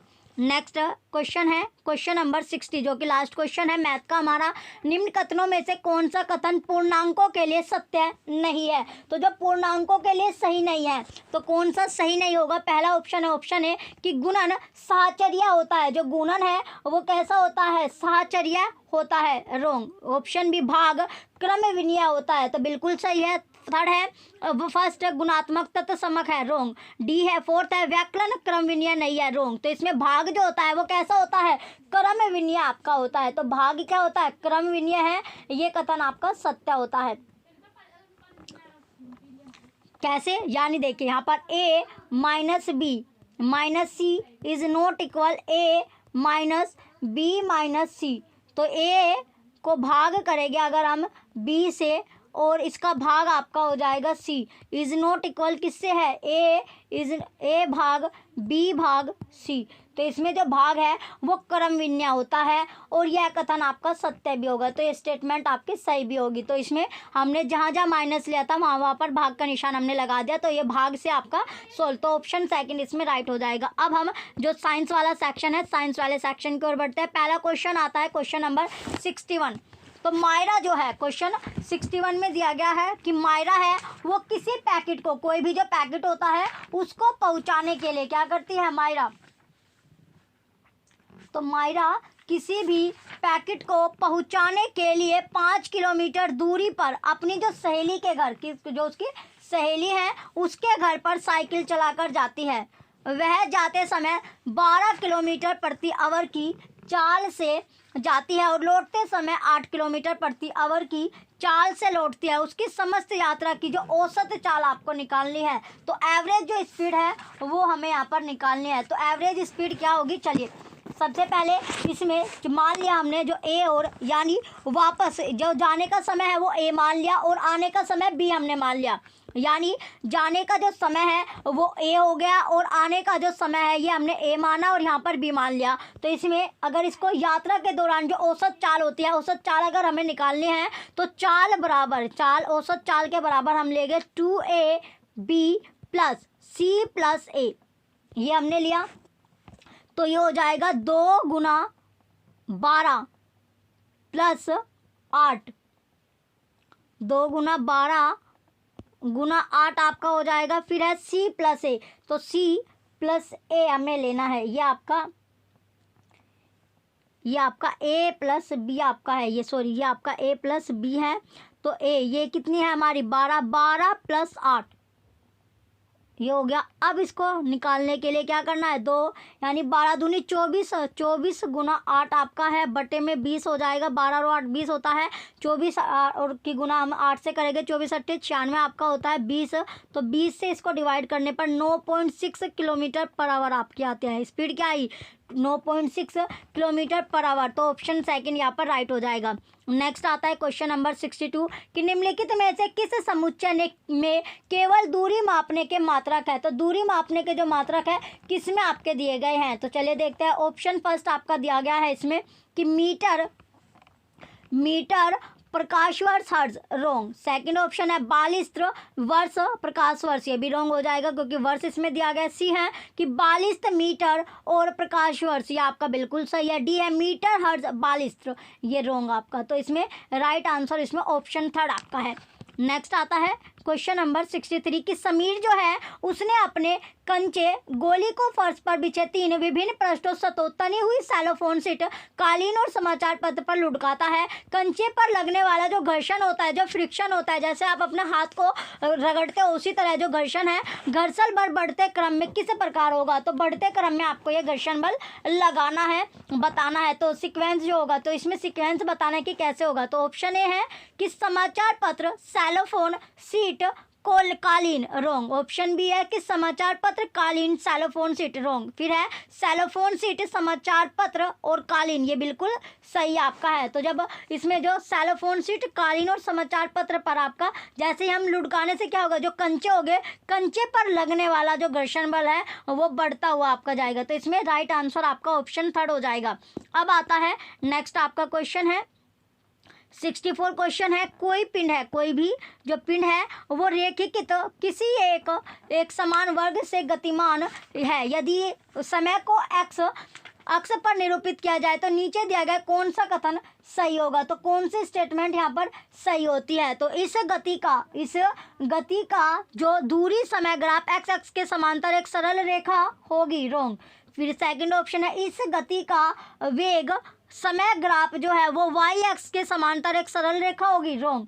ऑप्शन थर्ड है इस गति का दूरी समय ग्राफ जो है वो वाई एक्स के समांतर एक सरल रेखा होगा, रोंग। नेक्स्ट ऑप्शन है ऑप्शन फोर्थ की इस गति का वेग समय ग्राफ एक्स एक्स के समांतर एक सरल रेखा होगा, बिल्कुल सही। तो ऑप्शन फोर्थ राइट हो जाएगा। नेक्स्ट आता है क्वेश्चन नंबर 65। निम्नलिखित में से कौन पेट्रोलियम का उपोत्पाद नहीं है? तो उपोत्पाद पूछा गया है कि उपोत्पाद नहीं है, तो कौन सा नहीं है?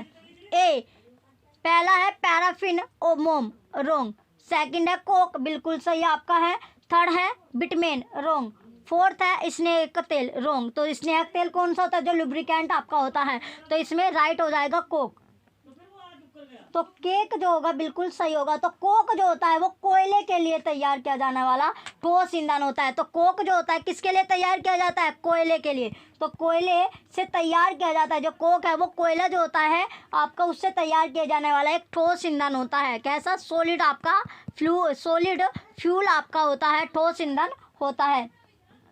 इससे कम राख बनता है, कम इसमें सल्फ्यूर युक्त होता है। बिटुमिन से कोयले के आसवन से प्राप्त होता है। चलिए अब चलते हैं नेक्स्ट आपका क्वेश्चन है क्वेश्चन नंबर 66। अमन किसी बंद कमरे में एक प्लास्टिक की बोतल, एक लकड़ी का चम्मच और एक धातु का चम्मच को रात भर रखता है। कक्ष ताप 30 डिग्री सेल्सियस है। सुबह होने पर वह इन तीनों वस्तुओं के ताप रिकॉर्ड करता है जो T1, T2 और T3 है। निम्नलिखित में से किस संबंध द्वारा इन तापों के निरूपण की सबसे अधिक संभावना हो सकती है? तो सबसे अधिक जो संभावना होगी वो किसकी होती है, ये इसमें पूछा गया है। तो मान लिया तो इसमें जो हमने कि जो अमन है वो अमन के द्वारा जो प्लास्टिक की जो बोतल थी उसका ताप जो होगा यानी T1 आपका है और लकड़ी के चम्मच का ताप T2 हो गया और धातु जो है उसका चम्मच का ताप हमने T1 ले लिया। तो क्योंकि कमरे का जो ताप रहता है यानी कमरे का जो टेम्परेचर है वो कितना दिया गया है? समान आपका है। तो प्लास्टिक जो होगी, प्लास्टिक की बोतल जो होगी और लकड़ी का चम्मच और जो आपका वस्तु का जो इसमें धातु का जो चम्मच का ताप है वो भी समान आपका रहेगा क्योंकि रूम टेम्परेचर आपका सेम दिया गया है। तो इसलिए ये हो जाएगा T1 equal T2 equal T3 यानी ऑप्शन फर्स्ट राइट हो जाएगा। नेक्स्ट 67 क्वेश्चन है। निम्नलिखित जीवों में से कौन प्रकाश संश्लेषण द्वारा अपना भोजन बना सकता है? तो अपना भोजन कौन बनाएगा? सबसे पहले जो शैवाल होती है यानी एल्गी आपकी होती है, बिल्कुल सही है। जो एल्गी होती है, जो काई आपकी होती है, तो काई कैसी होती है? एक सरल सजीव आपका होता है जिसमें जो अधिकांश जो एल्गी होते हैं, शैवाल होती है, वो पौधों के समान ही क्या करती है वो, क्योंकि ये ग्रीन, ये भी क्या करती है? ये भी आपका फोटोसिंथेसिस करते हैं, प्रकाश संश्लेषण आपकी करते हैं। यानी सूर्य की जब लाइट आते हैं, सूर्य यानी सूर्य के प्रकाश की जो उपस्थित में ये जो फोटोसिंथेसिस करके अपना जो भोजन है वो खुद बनाते बनाती है और ये कैसी होती है, स्वपोषी आपकी होती है। तो ये आपका जो है ये आपका राइट होगा। जैसे नम भूमि हो गई, अल्विनिया या फिर लवणीय जल होता है, वृक्षों की छाल हो गई, या नवे दीवारों पर भूरी हुई कुछ यह काली परतों के रूप में भी मिलती है। जैसे जो अकाई आपकी सिंपली ये आपका फोटोसिंथेसिस करती है। ऑप्शन फर्स्ट इसका राइट होगा। नेक्स्ट आता है क्वेश्चन नंबर 68 है कि निम्नलिखित में से कौन से लक्षण ध्रुवीय भालू को चरम शीत अवस्थाओं के अनुकूल बनाने में सहायता करता है। तो क्या करेगा, सबसे पहले आपका इसमें जो सफ़ेद बाल जो फर होता है, या चपटे पैर, त्वचा के नीचे वसा की परत, बिल्कुल रोंग आपका है। सेकंड है सफ़ेद बाल फर, मुड़े हुए लंबे और पेने नाखून, त्वचा के नीचे वसा की परत, बिल्कुल सही आपका है। तो ऑप्शन बी इसमें सेकंड राइट हो जाएगा। नेक्स्ट आता है 69 क्वेश्चन है कि दूध में निम्नलिखित में से कौन से पोषक तत्व होते हैं। जो दूध है तो दूध में इनमें से कौन से पोषक तत्व आपके मिलते हैं। तो कौन से पोषक तत्व मिलते हैं ये आपसे पूछा गया है। तो पहला आता है इसमें कि प्रोटीन जो है कि प्रोटीन आपका होता है, कैल्शियम हो गया और विटामिन डी, बिल्कुल सही आपका है। तो दूध से जो दूध होता है, दूध कैसा है, एक अपारदर्शी सफ़ेद द्रव आपका होता है। इसमें मादा जो मादा होती है तो इसका जो दूध होता है, दूध ग्रंथिया के द्वारा, यानी जो आपकी ग्लैंड होती है, दूध की जो ग्लैंड होती है, मिल्क ग्लैंड होते हैं, उसके द्वारा ये बनता है। और जो नवजात शिशु आपका होता है, न्यूबॉर्न बेबी होता है, वो तब तक दूध पर आपका डिपेंड रहता है जब तक वो जो अदर पदार्थ आपके होते हैं उसका सेवन नहीं करने में, यानी वो सक्षम नहीं होता, तब तक वो दूध को पीता है। और साधारणता यानी जनरली क्या होता है, दूध में 85% आपका जल होता है। दूध में क्या होता है, 85% आपका जल होता है। और शेष भाग जो होता है, जो यानी जो शेष भाग आपका बचता है, वो ठोस तत्व या तो खनिज और वसा आपका होता है। तो दूध प्रोटीन, कैल्शियम और हमारा विटामिन डी और ये आपका होता है। तो इसमें विटामिन आपका, तो इसमें राइट आंसर आपका ऑप्शन फर्स्ट आपका आता है। नेक्स्ट आता है क्वेश्चन नंबर 70 कि पूर्तिरोधी रोगानुरोधक के रूप में घावों पर लगाए जाने वाले बैंगनी रंग के विलयन में कौन सी अधातु है। तो कौन सी अधातु यहाँ पर पाई जाती है। तो पहला ऑप्शन है क्लोरीन, रोंग। ऑप्शन बी है आयोडीन, बिल्कुल सही आपका है। ऑप्शन थर्ड ब्रोमीन, रोंग। ऑप्शन फोर्थ सल्फर, रोंग। तो यहाँ पर आयोडीन आपका करेक्ट आंसर हो जाएगा। नेक्स्ट आता है क्वेश्चन नंबर 71 कि वायु के संबंध में नीचे दिए गए कौन सा कथन सही है नहीं है। तो वायु में यानी एयर के रिलेशन में यहाँ पे पूछा गया है कि कौन सा संबंध सही नहीं दिया गया है। तो पहला ऑप्शन आता है इसमें कि वायु में भार होता है, सही आपका है। सेकंड ऑप्शन है कि मृदा में वायु उपस्थित नहीं होती, ये आपका रोंग है, क्योंकि जो सोइल होती है, जो मृदा होती है, वहाँ पर भी क्या होता है, तो वायु जो होती है हमारे चारों ओर ही प्रेजेंस होती है। हमारी पृथ्वी जो है वो कई किलोमीटर की ऊंचाई तक वायु का एक आवरण होता है, उससे घिरी हुई है, जिसे क्या बोला जाता है, एटमोस्फेयर आपका बोला जाता है, वायुमंडल जिसे कहते हैं। तो वायु जो होती है वो कलरलेस आपका होता है, इसमें गंध आपकी आते हैं, स्वाधीन होती है, और वायु को हम देख नहीं सकते, केवल इसका हम अनुभव कर सकते हैं, इसको फील कर सकते हैं। वायु विभिन्न गैसों का मिश्रण होता है, मिक्सचर आपका है, जिसमें आपकी नाइट्रोजन आती है, ऑक्सीजन आती है, कार्बन डाइऑक्साइड हो गई, या फिर अन्य जो गैस होती है ये आपके होते हैं। इसमें धूलकण भी आपके होते हैं, अक्रिय गैस होते हैं, जलवाष्प आपका होता है। तो जल जो होता है, जो जल चक्र आपका होता है, तो जल चक्र में वायु की महत्वपूर्ण भूमिका होती है, बिल्कुल सही आपका है। और वायु जो होती है वो स्थान घेरती है, तो वायु क्या करता है, स्थान भी आपका घेरती है। और इसका जो वजन होता है ये भार में, इसमें वायु में भार भी होता है। ये कथन आपके क्या थे, ये स्टेटमेंट तीनों आपकी सही है। लेकिन जो मृदा होती है तो मृदा में वायु उपस्थित नहीं होती, ये आपका गलत स्टेटमेंट है, ये आपका सही होगा, क्योंकि वायु में मृदा में भी क्या होता है, जो वायु होती है वो मृदा यानी सोइल में भी आपकी रहती है। तो ऑप्शन सेकंड इसमें सही हो जाएगा। नेक्स्ट आता है क्वेश्चन नंबर 72। तो इसमें स्तंभे में दिए गए पाचन तंत्र जो आपको दिया गया है, उसके अंगों और स्तंभी में दिए गए अंकों, उनके मिलान आपको करना है। क्या करना है, मैच यहाँ पर करना है। तो स्तंभे और स्तंभी आपको दिया गया है। तो सबसे पहले यहाँ पर आता है, इसमें सबसे पहले क्या आता है, इसमें आपका आता है कि जो यकृत है यानी जो लीवर होता है, लीवर क्या है, लीवर आपकी सबसे बड़ी ग्रंथि है। और जो अमाशय है ये आपका जहाँ प्रोटीन का पाचन आरंभ होता है, पित्राशय जहाँ पित्त रस संचित होता है, और अग्नाशय क्षुद्रांश यानी जो स्मॉल इंटेस्टाइन में जो डाइजेस्टिव जूस आपका रिलीज करती है। तो इसमें सीक्वेंस आपका बनता है फोर्थ फर्स्ट सेकंड थर्ड। तो option number fourth first second third option second में है, ऑप्शन सेकंड ही राइट हो जाएगा। नेक्स्ट आता है क्वेश्चन नंबर 73 है कि कोशिका के विषय में कौन सा कथन सत्य है। तो कौन से स्टेटमेंट सही आपकी दी गई है। ऑप्शन ए, सभी कोशिकाओं की आकृति गोल होती है। जितनी भी कोशिकाएं होती हैं उनकी आकृति कैसी रहती है, गोल। रॉन्ग। ऑप्शन बी, किसी उत्तक की कोशिकाएं किसी उत्तक की कोशिकाएं समान होती है, बिल्कुल सही है, यही आपका राइट हो जाएगा।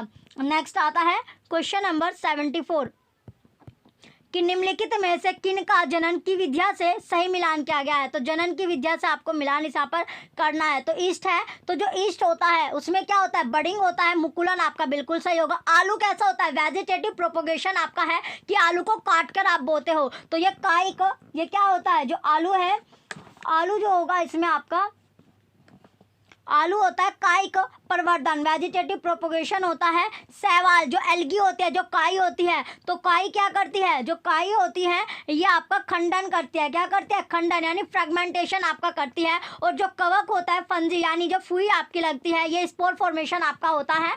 तो इसमें इसका आपका हो गया बीजाणु समाग्रहण, बीजाणु जनन। तो इसका जो सीक्वेंस बनता है ये बनता है चौथा पहला, तीसरा दूसरा। ऑप्शन फर्स्ट राइट हो जाएगा। नेक्स्ट क्वेश्चन है क्वेश्चन नंबर 75 कि निम्नलिखित में से कौन सा से प्रदूषक ओजोन परत के अपक्षय के लिए उत्तरदायी है। तो रेस्पॉन्सिबल कौन है, तो पहला है इसमें कि कार्बन डाइऑक्साइड और कार्बन मोनोऑक्साइड।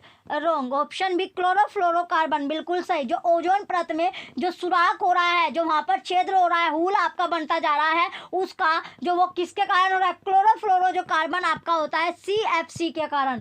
तो ये क्या होता है, ये वायुमंडल जो होता है, जो एटमॉस्फेयर आपका है, उसमें जो ओजोन गैस आपके अल्प भाग में होती है, तो उसमें ये समुद्र तट से कितने, यानी अप्रोक्स 25 किलोमीटर ऊपर आपका होता है। ऊपर जो आपका वायुमंडल है, एटमॉस्फेयर है, उसमें ओजोन गैस का जो भाग है वो अधिक होता है।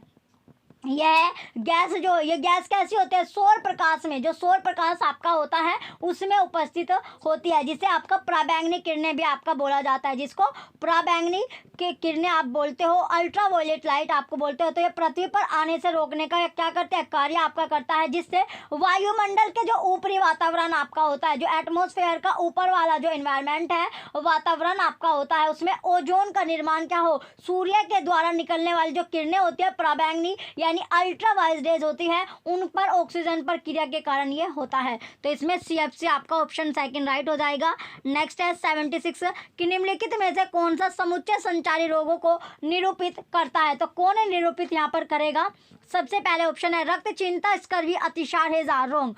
ऑप्शन बी है कि मियादी बुखार, टाइफाइड, मलेरिया, बुखार, टाइफाइड, मलेरिया, रक्तचीनता और स्वाइन फ्लू। रॉन्ग। फिर ऑप्शन से मियादी बुखार, टाइफाइड, स्वाइन फ्लू, मलेरिया और पोलो, बिल्कुल सही आपका है। तो ऑप्शन थर्ड यहाँ पर राइट हो जाएगा। नेक्स्ट आता है क्वेश्चन नंबर 77 है कि निम्नलिखित में से क्या एक विज्ञान की प्रकृति के संदर्भ में सही नहीं है। तो ए है विज्ञान हमेशा अस्थायी आपका है, बिल्कुल सही है। तो जो सही नहीं है वो इसमें पूछा गया। और विज्ञान संदेहवाद को बढ़ाता है, बिल्कुल सही है। सी है कि विज्ञान एक ज्ञान की रचना की प्रक्रिया, ये भी सही है। डी, विज्ञान की प्रकृति स्थिर है। रॉन्ग। तो इसमें ऑप्शन फर्स्ट आपका गलत है, यानी डी आपका सही होगा। तो डी इसमें गलत स्टेटमेंट दी गई है। नेक्स्ट आता है क्वेश्चन नंबर 78 कि निम्नलिखित में से किसका विकास विज्ञान के द्वारा होता है। तो विकास जो है विज्ञान के द्वारा किसका हुआ है, ऑप्शन ए है निष्पक्षता का, बिल्कुल सही। वैज्ञानिक दृष्टिकोण का, बिल्कुल सही। सी, वैज्ञानिक स्वभाव, ये भी सही होगा। डी, स्थायी मानस प्रवृत्ति, ये आपका गलत। तो इसमें ABC आपका सही होगा। ABC क्या है, सही आपका है। तो राइट आंसर यहाँ पर हो जाएगा option number third, ABC correct होगा। नेक्स्ट आता है 79 क्वेश्चन कि एक विज्ञान शिक्षक की भूमिका होनी चाहिए। तो एक विज्ञान शिक्षक की भूमिका क्या होनी चाहिए। ऑप्शन ए है कि छात्रों को प्रचुर विभिन्न सीखने के अनुभव प्रदान करना, बिल्कुल सही आपका है। ऑप्शन फर्स्ट राइट हो जाएगा। नेक्स्ट आता है क्वेश्चन नंबर 80 कि राष्ट्रीय पाठ्यचर्या 2005 के अनुसार एक अच्छी विज्ञान शिक्षा होती है। तो एक अच्छी विज्ञान शिक्षा क्या होगी। ए, सीखने वाले के प्रति सच्ची होनी चाहिए, बिल्कुल सही है। सीखने वाले के पर्यावरण के प्रति भी सच्ची होनी चाहिए, ये भी सही होगा। सी, शिक्षक के प्रति सच्ची होनी चाहिए। रॉन्ग। डी, विज्ञान के प्रति सच्ची होनी चाहिए, बिल्कुल सही। तो इसमें ए, बी और डी आपकी सही होगी। ऑप्शन फर्स्ट राइट हो जाएगा। नेक्स्ट आता है 81 क्वेश्चन कि बच्चे के अपने क्षेत्र के लोगों में वायु प्रदूषण के स्रोतों की जागरूकता का सर्वे का संचालन करना निम्नलिखित में से कौन से संज्ञानात्मक प्रक्रिया उपरोक्त सीखने के उद्देश्य में रेखांकित क्रियापरक संचालन करने में से सबसे अधिक संबंधित होगी। तो सबसे अधिक जो संबंधित है वो किससे होती है? ऑप्शन ए याद करना, रोंग। ऑप्शन बी बोध करना, ये भी आपका रोंग हो जाएगा। नेक्स्ट आता है ऑप्शन सी सर्जन करना, बिल्कुल सही आपका है ऑप्शन सी यानी क्रिएटिंग, सर्जन करना राइट हो जाएगा। नेक्स्ट आता है क्वेश्चन नंबर 82 है कि निम्नलिखित में से कौन सी युक्ति विज्ञान शिक्षण अधिगम में सीखने वाले को शामिल करने के लिए सबसे अधिक उपयुक्त हो सकती है। तो सबसे अधिक उपयुक्त क्या होगी? पहला ऑप्शन है कि विज्ञान की पुस्तक को पढ़ना, रोंग। ऑप्शन बी छात्रों के कठिन बिंदुओं को स्पष्ट करना, रोंग। ऑप्शन सी है कि सबसे पहले छात्र को सीखने में जोड़ने पर कार्य करना, बिल्कुल सही आपका है। तो राइट आंसर इसमें ऑप्शन सी, पहले हम कुछ सीखेंगे यानी जोड़ने, सीखने के लिए जोड़ना होगा तभी तो हम कुछ कर पाएंगे। तो ऑप्शन सी थर्ड इसमें राइट होगा। नेक्स्ट है 83 क्वेश्चन कि निम्नलिखित में से किस युक्ति के द्वारा प्रकाश के परावर्तन की संकल्पना का अर्थवान स्पष्टीकरण दिया जा सकता है। तो किसे दिया जाएगा? ऑप्शन ए संकल्पना आधारित एनिमेटेड वीडियो, रोंग। ऑप्शन बी प्रकाश के परावर्तन को दिखाता हुआ चार्ट, रोंग। ऑप्शन सी सीखने वालों के द्वारा सफेद कागज के पर्दे पर प्रकाश के परावर्तन का अवलोकन करना और उसका निष्कर्ष निकालना, राइट। तो ऑप्शन थर्ड करेक्ट हो जाएगा। नेक्स्ट 84 क्वेश्चन है विज्ञान में क्षेत्र भ्रमण क्यों महत्वपूर्ण होता है। जो विज्ञान है उस विज्ञान में जो क्षेत्र भ्रमण होता है, एरिया का हम भ्रमण करते हैं, घूमने जाते हैं, तो वो महत्वपूर्ण क्यों होता है? ऑप्शन ए यह अपने हाथ से कार्य करने के अनुभव प्रदान करता है, बिल्कुल सही आपका है। तो ऑप्शन फर्स्ट इसमें राइट हो जाएगा। नेक्स्ट आता है 85 क्वेश्चन निम्न में से कौन सा साधन बाल केंद्रित आकलन के लिए है। तो बाल केंद्रित आकलन के लिए कौन सा आपका है? ऑप्शन ए पोर्टफोलियो, ओ बिल्कुल सही आपका है। इसके बाद आता है अवधारणा मानचित्रण, ये भी सही है।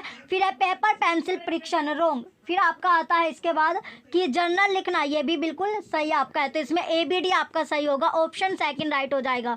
नेक्स्ट 86 क्वेश्चन है विज्ञान में सीखने जैसा आकलन का अर्थ है। तो विज्ञान में जो सीखने जैसा आकलन का जो अर्थ होता है, मीनिंग है, वो क्या होता है? ऑप्शन ए रचनात्मक आकलन, रोंग। ऑप्शन बी योगात्मक आकलन, रोंग। ऑप्शन सी स्वयं आकलन यानी जो सेल्फ असेसमेंट होता है, खुद से आकलन करना, खुद से असेसमेंट करना। तो ऑप्शन थर्ड इसमें राइट हो जाएगा।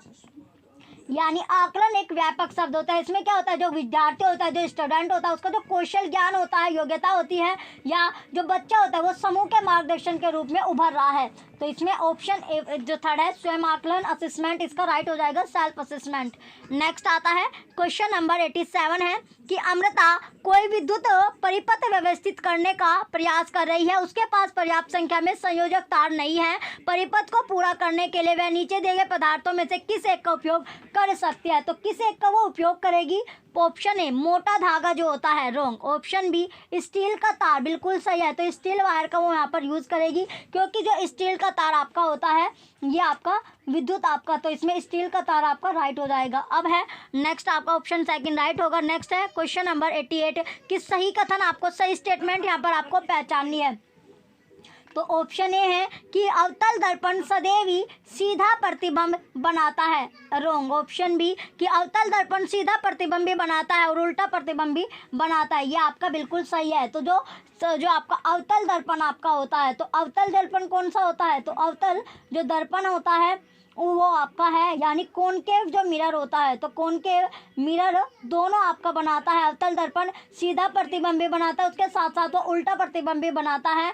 दर्पण जो होता है, तो इसमें आपका ऑप्शन जो थर्ड होगा, ऑप्शन सेकंड राइट हो जाएगा, दोनों आपका बनाता है। नेक्स्ट आता है 89 क्वेश्चन कि चींटी के दंश यानी डंक में निम्नलिखित में से कौन सा अम्ल, ये इंपॉर्टेंट क्वेश्चन है, तो कौन सा अम्ल, कौन सा एसिड आपका होता है? तो चींटी जब काट लेती है, जैसे चींटी है तो वो जब काट लेती है, डंक मारते हैं, तो उसमें जो कौन सा एसिड आपका पाया जाता है? फॉर्मिक अम्ल आपका होता है, फॉर्मिक एसिड उसमें पाया जाता है। तो क्योंकि फॉर्मिक अम्ल क्या होता है? कार्बनिक यौगिक आपका है। तो कैसा कार्बनिक यौगिक होता है? जब आपने देखा होगा जो लाल चींटियाँ होती है जो, या फिर शहद की जो मक्खियाँ होती है, या फिर बिच्छू होता है, या बर्रों के डंकों में ये आपका पाया जाता है फॉर्मिक एसिड। इसमें क्या होता है, जब कीड़े काटने या डंक मारने पर थोड़ा सा अम्ल क्या होता है शरीर में आपके प्रविष्ट हो जाता है, जिससे वह स्थान आपका सूजन यानी स्वेलिंग आपके आ जाती है, फूल जाती है। तो क्यों फूलती है, फॉर्मिक अम्ल यानी फॉर्मिक एसिड की वजह से वो फूलता है और वो दर्द करता है। इसका जो आपका केमिकल जो फॉर्मूला होता है ये होता है आपका H2HCOOH, ये आपका होता है इसका फॉर्मूला। चलिए अब चलते हैं नेक्स्ट। आपका क्वेश्चन है 90 कि किसी ईंधन के 3.7 किलोग्राम को पूर्ण दहन करने पर 1.665 इंटू 10 की पावर 8 जूल ऊर्जा प्राप्त होती है। तो मानक मात्रों में इस ईंधन का कैलोरी मान ऊष्मीय मान क्या होगा। तो ऊष्मीय मान इसमें पूछा गया है कि ऊष्मीय मान क्या होगा। तो चलिए जो द्रव्यमान इसमें अगर हम निकालते हैं तो माना ईंधन का जो द्रव्यमान आपका है वो द्रव्यमान हमने m मान लिया। उसके बाद जो प्राप्त ऊर्जा है, ऊर्जा को हमने E मान लिया एनर्जी, और ईंधन का ऊष्मीय मान को हमने Q मान लिया। तो अब इसका जो फॉर्मूला होगा वो होगा Q बराबर E/m। तो E हमें दिया गया है एनर्जी जो है 1.66 इंटू 5 10 की पावर 8 आपका है, और जो जूल JM आपका है ये हो जाएगा 3.7 किलोग्राम। तो M आपको दिया गया। अब इसको निकालते हैं तो ये आपका सोल्व करते हैं तो 1.665 इंटू 10 की पावर 8 आपका है, और M हमें दिया गया है कितना 3.7 किलो जूल, ये आपका है। तो इसे सोल्व करने के बाद हमारा आता है 1166, ये आ जाएगा 1665 इंटू 10 की पावर 6 बाय 37 आपका हो जाएगा। तो इसको सोल्व करने के बाद ये आता है 45 गुना 10 की पावर 6 आपका हो जाएगा। तो ये हो जाएगा 45,000, कितना 45,000 गुना 10 की पावर 3। तो अब आएगा ये कितना 45,000 किलो जूल आपका होता है, 45,000 किलो जूल हो जाएगा। तो 45,000 किलो जूल ऑप्शन फर्स्ट में, ऑप्शन फर्स्ट ही राइट आंसर होगा। ये आपका लास्ट क्वेश्चन था। जो बच्चे चैनल पर नए हैं वो चैनल सब्सक्राइब करके रख के वीडियो लाइक कीजिए, कमेंट कीजिए, शेयर कीजिए। Thank you.